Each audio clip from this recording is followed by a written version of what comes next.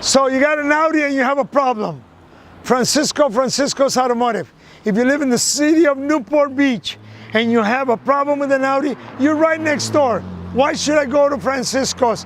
I mean, you got all kinds of choices between there and here. Why should I go to Francisco's Automotive? Well, we are your dealer alternative. Now, I've been working on Audi since the 70s. 1976, the Audi Fox came out.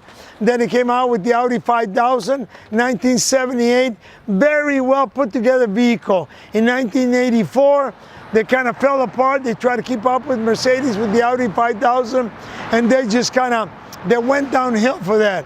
And then they regained their reputation with the Audi 100. I mean, they're way, way ahead of their time. Now, like I said, working on Audi since the 70s is my specialty, is my bread and butter. My shop foreman, he's been working on Audis and Volkswagen for over 20-something years. He's been a mechanic for over 30 years.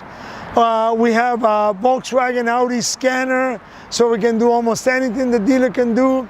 And whatever I cannot do, I can get somebody to do it for me. So if you got any questions, you give us a call at 714-375-2661. I have a shop on Slater between Beach Boulevard and Gothard.